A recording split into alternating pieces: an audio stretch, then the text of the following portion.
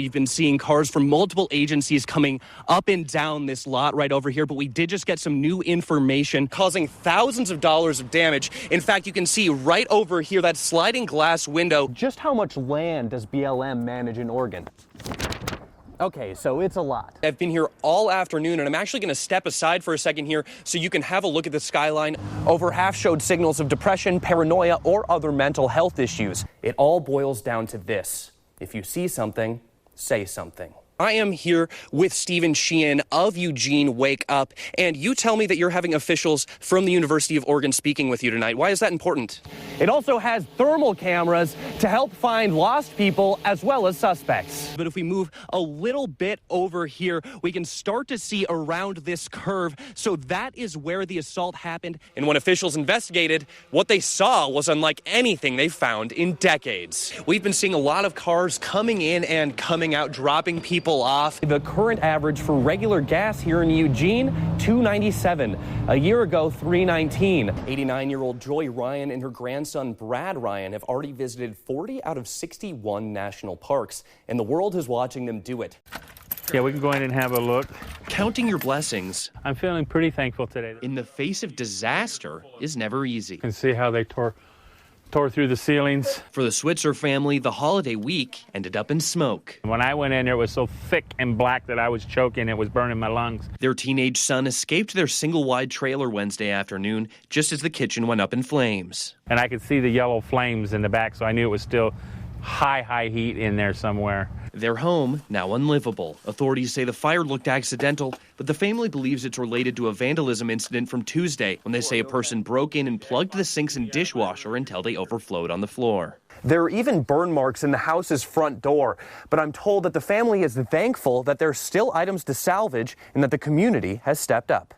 Among their blessings to count, a warm place to stay. And that is something that I would have never thought somebody would do for us. Community members and strangers are putting them up in a nearby hotel for the next few days. I think Albany has a good heart.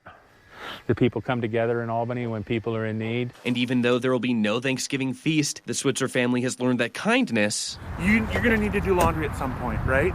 Stash that away in a hidey hole in your purse. ...sometimes hides in the darkest of corners. Okay. I need a hug. Okay, we'll give you a hug. Thank you. Of course. God bless you. I'm Chris Lueneburg. He's going to take care of this. I know. He's taking care of this right now. KZI 9 News. At Alpha Towing and Recovery, the lots are filling up and the costs are rising. This one gets left at the Boys and Girls Club. Owner Clayton Trzniewski has 5 lived-in RVs on his lot after they were abandoned on his customer's property. You want to make money when you tow the illegally parked cars, but you got to take the good with the bad. The conditions, unlivable. They're uninhabitable. They're full of, biohazards. They're full of needles, drug paraphernalia, different bodily fluids. And not even salvagers will take them without a hazmat service cleaning them, which can cost thousands of dollars. You can't continue to, operate at a lower cost because your overhead is becoming so high. And until he can afford it, they'll just be sitting there. And while these RVs are empty now, some were once somebody's home. Joshua Sellens is living in his car while he saves for college. Living in your car is dangerous. And he says avoiding tows and tickets is a full-time job. So this morning, I parked my car for the first time in a spot. I came back 3 hours later, I had a red tag on it because I had a sleeping bag in the front seat. According to Trzniewski, people have 15 days to claim their vehicles after they're towed and can pick up medications and other essentials for free. And while he sympathizes with homeless people finding shelter in cars to keep costs down, when they're abandoned, property and business owners are absorbing the costs. There is definitely no one-size-fits-all, no one hammer puts in every nail solution for this, which he hopes the city and community can put to an end. I'm Chris Lueneburg, KZI 9 News. The building blocks of an education. Oh my goodness. ABC's 1, 2, 3s, and now something new. The kids were all so excited. They had seen pictures of her and heard about her. Each get to greet her and sing her a song. In this classroom, baby Abigail is the teacher. And the lesson is empathy. The second she starts fussing or you can tell she doesn't prefer a certain toy, they want to fix it. They want to help. They all wanted to play with her so much. It's called Roots of Empathy, and it's a program that'll be in 30 classrooms across Lane County this school year. The goal is to use the parent-child bond to get students in touch with their own emotions and those of others. According to doctors, these students are an important part of their development, and the lessons they learn socially and emotionally inside these doors can make all the difference.